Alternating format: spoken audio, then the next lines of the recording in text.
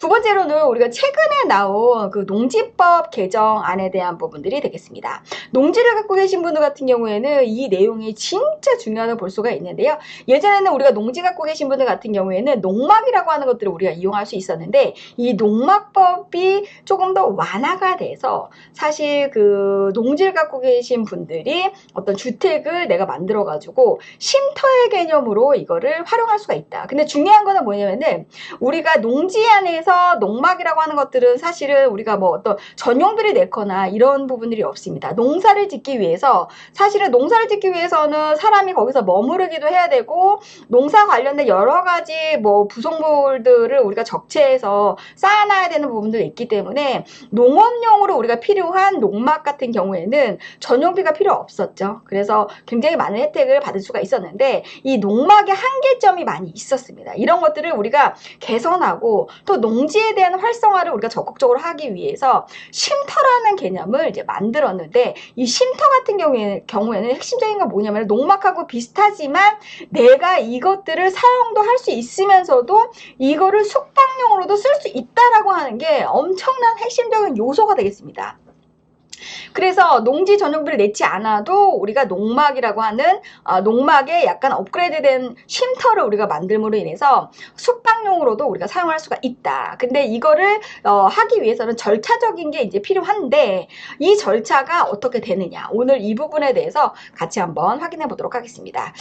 제가 이 내용을 이제 여기다가 하루방 앱에 데이터 랩에 들어가시게 되면은 내용을 이렇게 올려놨는데, 부동산에 대한 이렇게 법률에 대한 부분들이 이렇게 나와져 있습니다. 부동산 자료실에 이렇게 이제 보게 되면은, 부동산 법률에 이렇게 농촌 체류형 쉼터의 개념과 설치 절차 및 기준, 이 관련된 내용을 같이 한번 보도록 하겠습니다. 요 내용이 이제 8월 1일 날짜에 농림축산식품부에서 나온 그런 내용이 되겠습니다. 그래서 농촌생활 인구의 확산을 통한 농촌 소멸에 적극적으로 대응하기 위해서 2024년 12월부터 농지에 임시 숙소로 활용할 수 있는 농촌 체류형 쉼터를 도입한다라고 하는 그런 내용이 되겠습니다. 이 법은 8월 1일 날 이 내용이 나왔고요. 실질적으로 우리가 쉼터를 개설할 수 있는 거는 2024년 12월 달부터 우리가 서류에 대한 것들을 신청을 하고, 그리고 거기에 맞춰서 우리가 건축에 대한 부분들을 할 수가 있다라고 하는 그런 내용이 되겠습니다. 그래서 농지를 갖고 계신 분들은 이 내용을 정말 잘 알고 계셔야 되는데, 핵심적인 사항이 뭐냐면은 도로가 있어야 돼. 도로가 없으면 이걸 할 수가 없어요.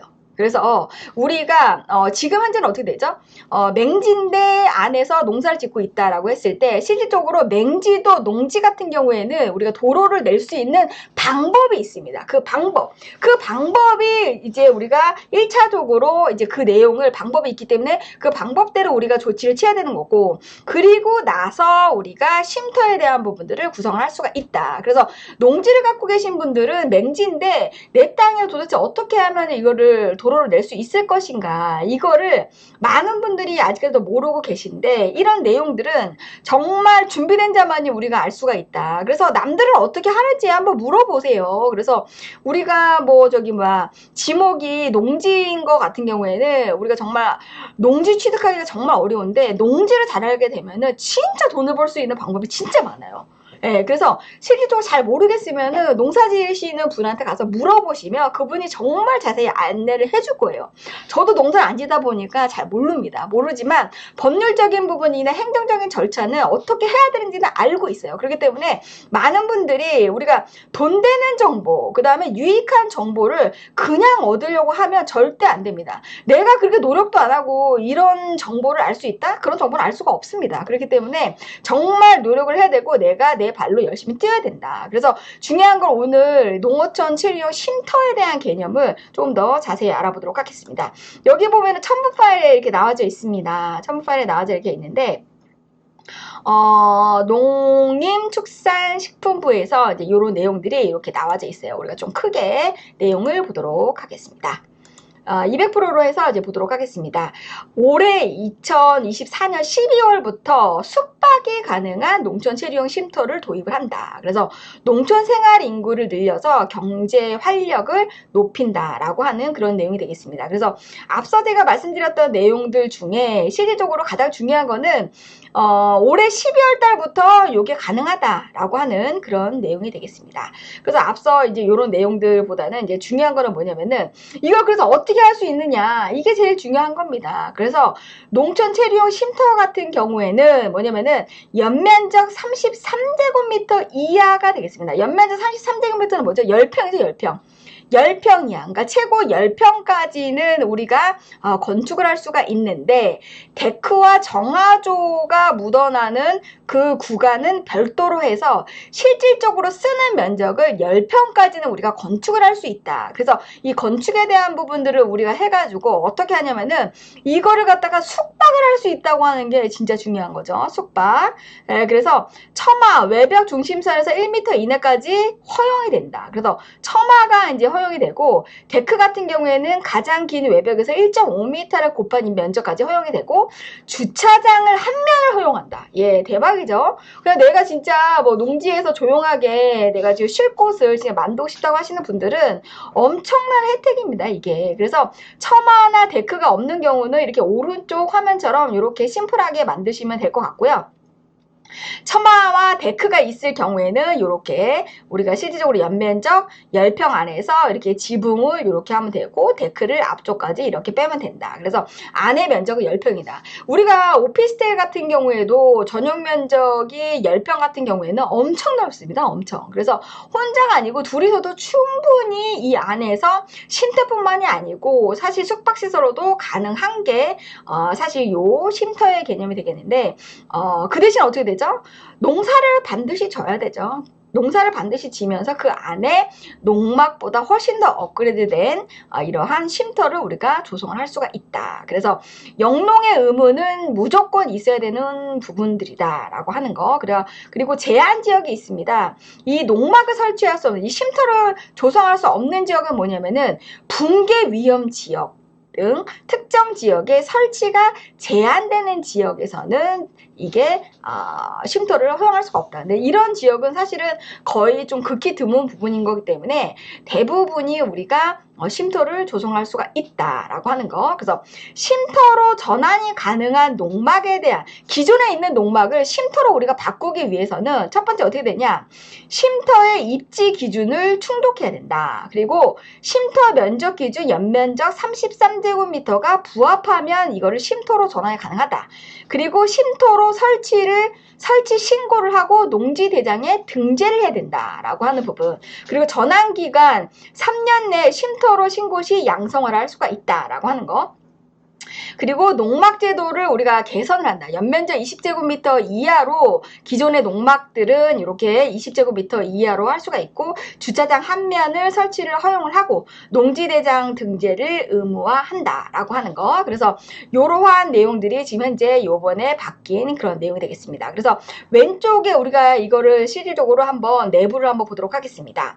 쉼터의 평면도를 하늘에서 이렇게 봤어요. 봤더니 이렇게 화장실도 있고 이렇게 현관도 있고 그래서 이렇게 벽을 이렇게 쳐가지고 방 하나 거실 하나 이렇게 쉼터가 전용 면적 10평 안에서 이렇게 움직여낼 수가 있다라고 하는 거.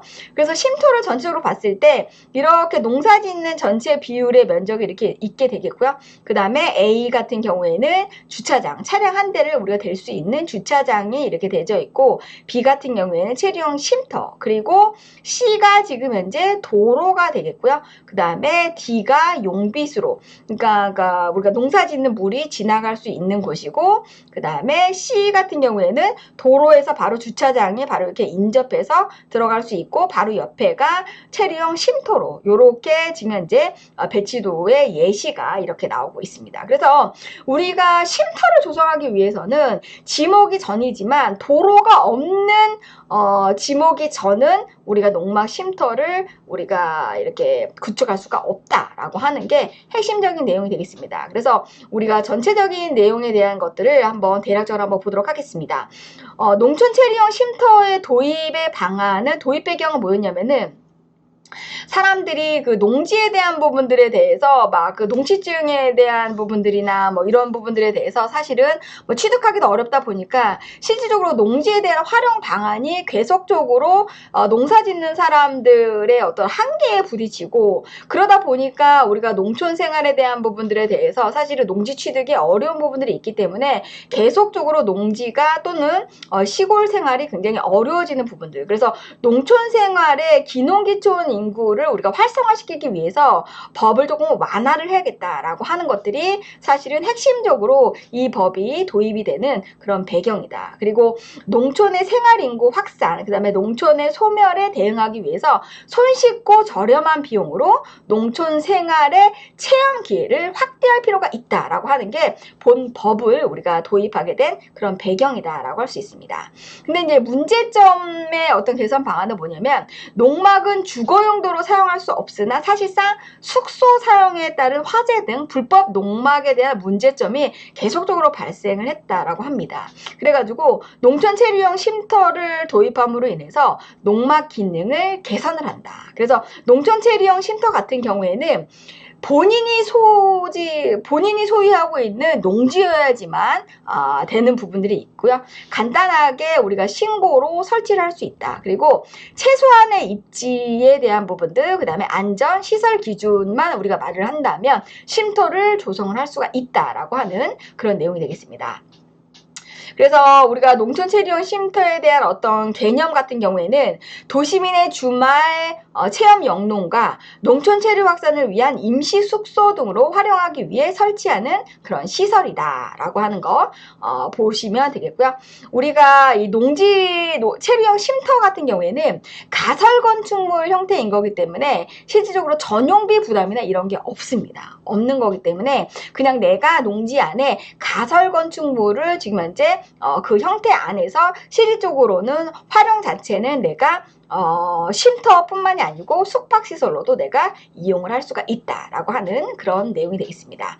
그리고 제한지역 같은 경우에 앞서도 말씀을 드렸지만 붕괴가 위험한 지역, 그리고 방제지구, 그리고 자연재해 위험 개선지구, 이런 지역이나 아니면 지자체 조례로 정한 구역 같은 경우에는 쉼터를 만들 수가 없다. 그리고 가설 건축물, 이 쉼터의 지금 현재 사용 기간은 최대 12년까지 가능하다. 그래서 최초에는 3년을 우리가 이 쉼터를 만들 수가 있는데 이거를 3번에 걸쳐서 우리가 연장할 수가 있다. 그래서 최대 12년까지는 이 가설 건축물을 우리가 사용할 수가 있다라고 하는 그런 내용이 되겠습니다. 그래서 가설 건축물의 형태인 거기 때문에 주택으로 우리가 인정이 되지 않고 부동산 관련 세제에서도 부과가 면제가 됩니다. 그래서 말 그대로 그냥 가설 건축물에 불과하다. 그러나 실질적으로 우리가 쓸 수 있는 거는 쉼터 플러스 숙박시설로도 우리가 이용할 수 있다라고 하는 그런 내용이 되겠습니다.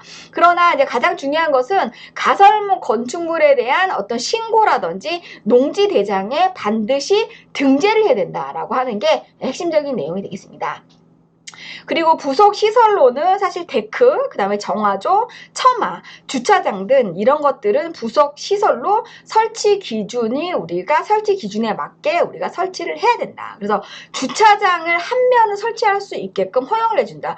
굉장히 이게 좋은 그런 법이다라고 할 수 있습니다. 우리가 사실 농사 지으러 가려고 하더라도 내 집 앞에 우리가 농사 짓는 현장이 있는 게 아닌 거기 때문에 차량을 주차할 수 있는 주차면을 한 대를 우리가 잘 세울 수 있도록 주차장 시설에 대한 설치를 우리가 허용할 수 있고, 그 다음에 처마, 데크, 정화조 면적은 연면적에서 제외되는 거기 때문에 실질적으로 내가 쓰는 면적만 10평 정도로 할 수 있다. 그러면 정말 충분한 면적이다 라고 보시면 되겠습니다. 그래서 농막의 체류형 쉼터에 대한 부분들이 이제 이렇게 이제 나와져 있고요.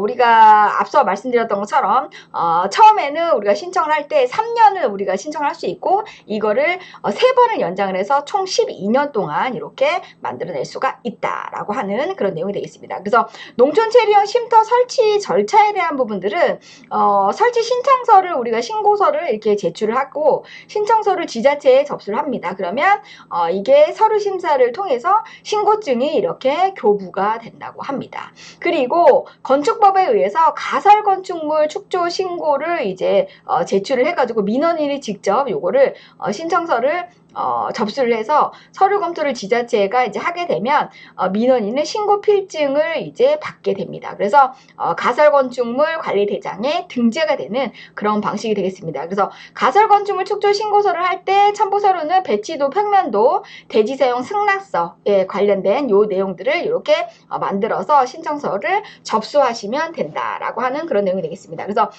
농촌 체류용 쉼터의 시설의 입지 안전 기준이 되겠습니다. 이것이 굉장히 중요한데 어떤 조건이 돼야 이런 쉼터를 우리가 만들 수가 있느냐, 이런 내용을 한번 보도록 하겠습니다. 건축법 시행령 제119조 제1항에 의해서 연면적 33제곱미터 이하로 우리가 쉼터를 만들 수가 있다라고 하는 거. 그 다음에 설비 기준은 전기, 수도, 정화조, 소화기 등의 시설은 건축법, 수도법, 하수도법, 개발제한구역법, 소방시설 설치 관리에 관한 법률 등에 맞춰서 설치를 해야 된다라고 하는 거. 이게 설비 기준이 되겠고요. 입지 기준이 되겠습니다. 이게 이제 많은 분들한테 제가 핵심적으로 말씀드리는 거는 바로 이거예요. 농어촌 도로 정비법에 의한 면도, 리도, 농도 또는 현황도로에 접한 농지라고 이렇게 나와져 있습니다.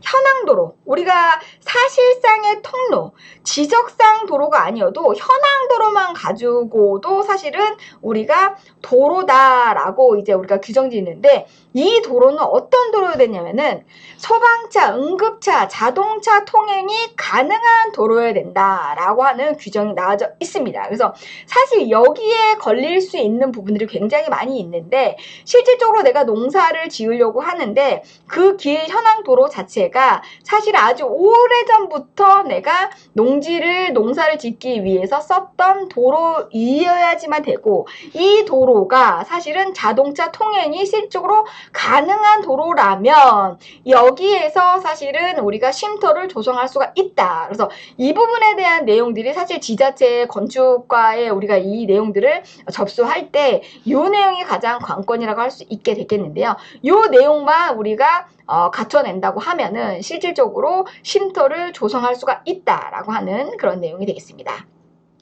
그리고 무조건 확인 신고를 해야 된다. 그래서 우리가 농지법 시행규칙 제58호 3호에 의해서 쉼터 설치 및 이용 계획 신고서를 제출하고 지자체 시설 입지 및 안전기준 확인 후 가설 건축물 축조 신고 또는 건축 신고를 할 수가 있다. 그리고 농지 이용 정보 변경 신청 및 농지 대장에 체류용 쉼터 설치를 등재를 해야 된다라고 하는 것이 우리가 갖춰야 되는 농촌 체류용 쉼터를 우리가 만들기 위한 시설의 입지 안전 기준이 되겠습니다. 그래서 이 내용이 이제 필요하신 분들, 특히나 농지를 갖고 계신 분들은 이 내용이 반드시 필요하실 겁니다. 그래서 누구나 다 이렇게 혼자서도 다 할 수 있는 그런 상태인 거기 때문에 농지를 갖고 계신 분들은 농촌 체류용 쉼터를 올해 2024년 12월부터 만들 수 있는 거니까요. 미리미리 내가 할 수 있는 방향을 또 준비해 보면 앞으로 내가 갖고 있는 농지가 사실은 내가 더 오랫동안 농사를 지을 수도 있을 것이고, 그리고 다음에 농지를 내가 다른 사람한테 판매를 한다고 하실 적에도 굉장히 메리트 있는 상태에서 우리가 토지에 대한, 농지에 대한 매매를 또 할 수가 있는 부분들인 거기 때문에요. 이런 부분들에 대한 것들을 우리가 미리미리 준비를 해서 내 농지에 대한 밸류업을 같이 할 수 있는 그런 유용한 그러한 자료가 됐으면 좋겠습니다. 이 내용들이 필요하신 분들 같은 경우에는 카카오톡 채널 제주 알마켓 친구 추가하시게 되면은 이 내용 같이 공유해서 드리도록 하겠습니다.